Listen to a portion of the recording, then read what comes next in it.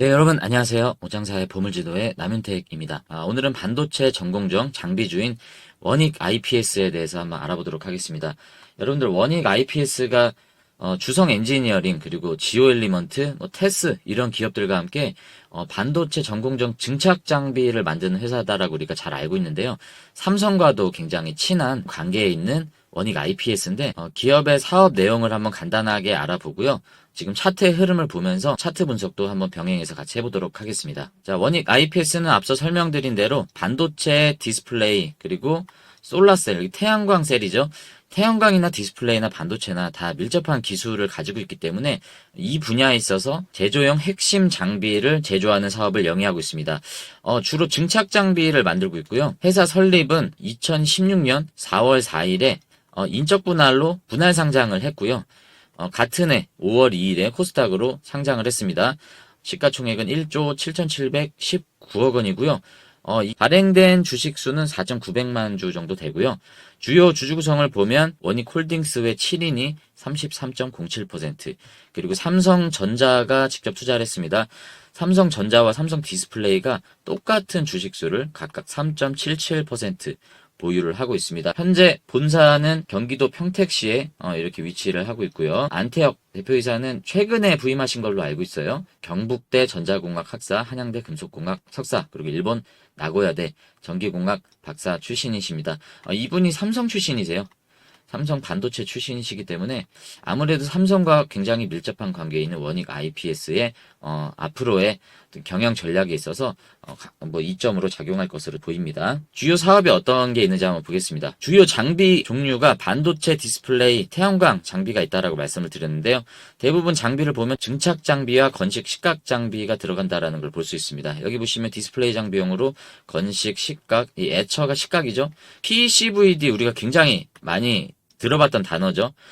테스가 이 장비를 생산을 하고 주성 엔지니어링도 이 장비를 생산하는 것으로 우리가 확인을 했었습니다. 그래서 원익 IPS 같은 경우에는 삼성전자 향이 상당히 많고요. SK 쪽으로도 나가는 것으로 알고 있는데 SK 하이닉스와 삼성전자 이 두 군데 고객사를 두고 있고, 주성 엔지니어링은 굉장히 독특하게 우리가 앞에 영상에서도 봤다시피 SK 하이닉스 쪽으로만 대부분의 매출이 발생하고 있습니다.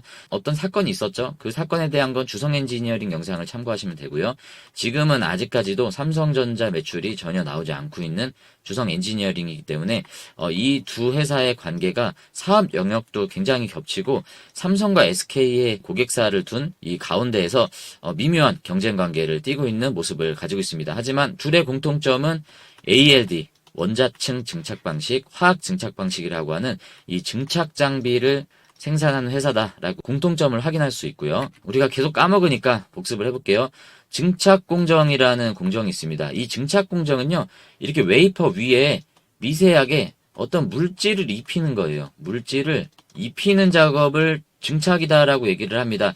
그래서 이 증착이라는 말이 베이퍼라고 나오죠. 베이퍼 디포지션, 이게 증착이다라고 영어로 표현을 합니다. 그래서 끝에 VD가 나오는 건 똑같아요. CVD, PVD, 이 VD가 나오는 건 똑같은데 이 VD가 나오면 증착이다라는 영어 단어라고 생각하시면 되고, 앞에 C가 붙느냐, P가 붙느냐에 따라서 나뉘는데, C는 케미컬이기 때문에 화학 증착이다라고 얘기를 하고요. P는 피지컬이 붙기 때문에 이건 물리 증착이다라고 얘기를 합니다. 그래서 결론적으로 증착은 두 가지가 있죠. 화학 증착 방식이 있고 물리 증착 방식, 이렇게 크게 두 가지로 나뉜다라고 하는데, 웨이퍼 위에 어떤 물질을 입힌다라는 목적을 가지고 있는데 어떤 방식을 쓰느냐에 따라서 이렇게 두 가지로 나눕니다. 자, 그런데 오늘 알아보는 원익 IPS는 ALD 장비를 만든다라고 했죠. 이 ALD도 증착이긴 한데 크게는 CVD, 화학 증착이 포함이 됩니다. 하지만 방식이 조금 다르죠. 바로 원자층을 층별로 입히는 방식으로 증착이 이루어지기 때문에 원자층 증착 방식이라고 해서 우리가 ALD라고 이 두께를 굉장히 얇게 입힐 수 있다라는 장점을 가지고 있기 때문에 이런 미세와 선단 공정으로 갈수록 ALD 증착 방식을 많이 채택을 하고 있는 흐름에 있습니다. 이 PCVD에 대해서 간단히 우리가 복습을 해보면 화학 기상 증착 방식이고요. CVD의 방식인데 강한 저압으로 야기된 플라즈마를 이용해서 반응 물질을 활성화시켜서 기체상으로 증착시키는 방식이다라고 얘기를 하고 있습니다. 테스도 이런 장비를 납품한다라고 우리가 그때 테스 종목 분석 영상에서 공부를 했을 때 그 자료를 한번 제가 가져와 봤습니다. 주성 엔지니어링뿐만이 아니라 원익 IPS도 이 PCVD 장비를 생산을 하고 있습니다. 원익 IPS의 매출 현황을 보면요. 반도체 디스플레이, 태양광 셀 제품을 다 납품을 하고요. 제조 장비를 만들고 있는 거죠. 그래서 상표 이름이 제미나이라고 하는 이제 ALD 장비를 생산을 하고 요게 주력 상품입니다. 자, 7기, 8기에서 매출이 점점 급감하는 것을 볼 수 있고요. 올해 2024년 지금 1분기 실적이 나왔는데 상당히 저조하죠. 이게 전반 고객사들의 여러 가지 투자 감산 요인으로 인해서 지금 실적이 올해 상반기까지 계속 적자가 지속될 것으로 예상이 되는데 원익 IPS도 그렇고 주성 엔지니어링도 그렇고 지금 반도체 산업이 업황이 개선이 되고 있어요. 지금 하반기를 포커스를 두고 있습니다. 그렇기 때문에 실적이 본격적으로 개선되는 거는 이제 하반기 때 될 것이다라고 예상을 하기 때문에 주식은 선반영이죠. 선반영이기 때문에 이 우리가 투자 관점에서 봤을 때 하반기 실적이 어떻게 될 것이냐를 좀 더 주목해 보면 좋을 것 같고요. 긍정적인 평가가 계속 나오고 있는 모습입니다. 공시에서 발표한 내용에 보면 주요 고객사 설비 투자 축소에 따른 매출 영업이익이 감소했다. 원익 IPS에서 만드는 장비를 한번 보면요. 일단 반도체 증착 장비 제미나이라고 하는 게 이제 이렇게 생겼습니다. ALD 장비고요. 그리고 디스플레이 장비는 이제 건식 식각 장비가 이제 이렇게 생겼습니다. 이제 OLED 공정이 이제 이런 장비가 사용이 될 거고요. 자, 이렇게 생긴 이제 반도체 태양광 솔라셀 공정에서도 이제 이런 장비가 생산 납품이 되고 있습니다. 자, 요 정도 한번 눈으로 확인하고 넘어가 보도록 하고요. 자, 2,300억 정도가 지금 수주 잔고로 남아 있는 상태입니다. 계속 하반기부터 지속적으로 나올 것으로 좀 기대되는 부분이고요. 주요 뉴스를 한번 보겠습니다. 자, 7월 9일 나온 뉴스인데요. 원익 IPS 하반기 실적 개선 기대에 목표가 높이고 있다. 메모리 고객사가 D램 선단 공정 투자에 집중하면서 D램 매출이 전사 실적을 견인할 것이다 라고 얘기하고 있습니다. D램 선단 공정이라고 하면 이제 HBM을 얘기한다라고 우리가 볼 수 있겠습니다. 과거에는 고객사, 메모리 고객사가 누구겠습니까? 삼성, SK겠죠. D램을 생산을 하는데 낸드도 마찬가지로 생산을 하겠죠. 이 D램과 낸드가 보급형 메모리를 많이 생산을 했죠. 보급형 같은 경우는 그냥 대량 생산으로 이렇게 단일 상품들을 이렇게 찍어내는 구조로 가다가 지금 이 AI가 촉발한 이 인공지능 시장이 도래하면서 여기에 데이터를 처리해 줄 수 있을 만한 저장 공간 그리고 프로세스를 확보한 메모리가 필요하기 때문에 그런 고부가 가치의 메모리 대표적으로 HBM이 있죠. 이 HBM이 점점 수요가 늘어나기 때문에 이쪽 부분으로 지금 전환 투자하는 움직임들이 고객사를 통해서 포착이 되고 있기 때문에 이런 D램 선단 공정 쪽에 수혜를 받을 수 있는 장비주들이 좀 기대가 모아지고 있다라는 내용이기 때문에 원익 IPS도 하반기 실적이 이 부분에서 개선이 될 것으로 기대가 되는 거죠.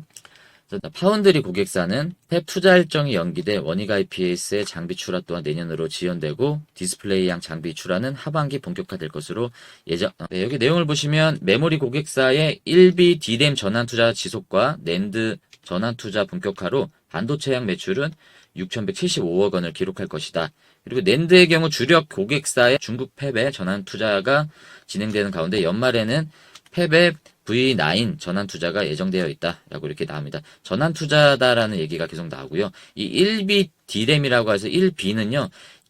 10나노미터 이하의 공정으로 갈수록 요거를 이제 뭐 1세대, 2세대, 3세대 이렇게 얘기를 하는 것 같습니다. 그래서 A가 4세대고요.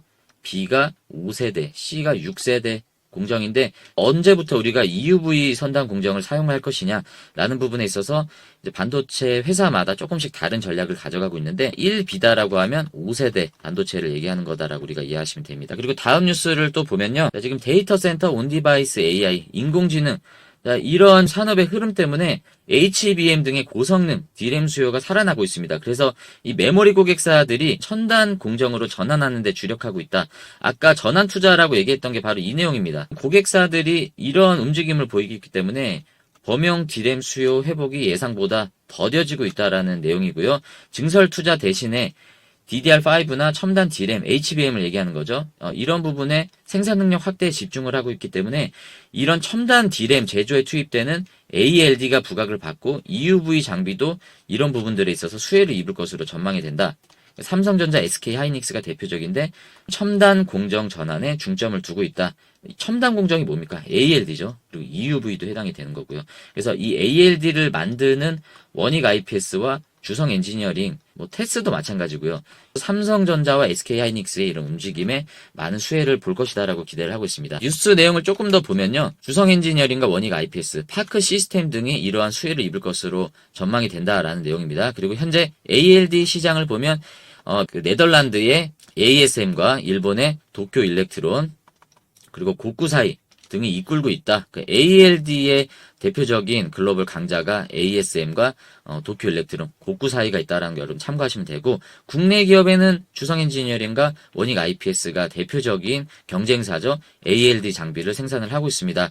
글로벌 강자들의 시장 점유율이 70%나 될 정도로 이제 높은데, 이들의 점유율이 대부분 비메모리용 ALD 장비 비중이 높다라고 합니다. 그렇기 때문에 글로벌 경쟁사들의 이 틈새 시장, 이 메모리 반도체 쪽 수요를 이들이 가져갈 것이다라고 예상을 하는 거죠. 주성 엔지니어링과 원익 IPS가 대표적입니다.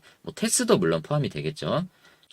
전반적인 지금 원익 IPS에 대한 뉴스들을 보면 하반기에 다 집중이 돼 있다라고 볼 수 있습니다. 하반기 실적 회복이 예상된다. 주가가 급락했는데 1분기 영업손익 적자 확대, 2분기까지도 적자는 확대될 것으로 예상을 하고요. 하반기부터 국내 메모리 고객사가 본격 DRAM을 전환 투자를 하고 있다는 내용이 계속 이렇게 나오고 있는 모습들을 우리가 확인할 수 있습니다. 자, 재무와 차트를 한번 확인해 보도록 하겠습니다. 자, 지금 보시면 삼성전자가 최근에 주가 흐름이 좀 많이 꺾여 있는 모습들을 보죠. 자, 금요일 주가가 굉장히 큰 폭으로 하락했고, 거래량도 적지 않은 거래량이 이렇게 나왔는데, 삼성전자가 이렇게 주가가 떨어지면 원익 IPS도 이 부분에 대해서 주가에 영향을 받습니다. 지금 보시면 원익 IPS의 주가도 삼성전자의 흐름과 같이 가는 모습들을 우리가 볼 수 있습니다. 자, 이렇게 지금 떨어졌죠. 그래서 원익 IPS는 삼성전자의 흐름을 굉장히 민감하게 따라간다라고 우리가 볼 수 있고요. 재무를 한번 보도록 하겠습니다. 지금 매출액은 2021년 기점으로 2022년 그리고 2023년으로 넘어오면서 계속 이렇게 매출 실적은 떨어지는 모습을 우리가 확인을 할 수 있고요. 영업이익도 떨어지는 것을 넘어서 적자로 전환이 되었습니다. 계속 이 적자가 지속이 되고 있는 모습이고요. 1분기 실적 그리고 2분기 실적까지는 계속 이런 적자가 이어질 것으로 예상이 되는데, 올해 하반기 가이던스를 보면 흑자로 전환될 것이다 라고 하는 이런 회복세를 예상을 하고 있습니다. 자본 대비 부채의 재무 건전성은 양호한 상태를 가지고 있고 현금 확보가 되어 있는 회사이기 때문에 전방 시장이 회복이 되면 원익 IPS도 그와 함께 이렇게 성장을 이어갈 것으로 좀 기대가 되어지는 부분입니다.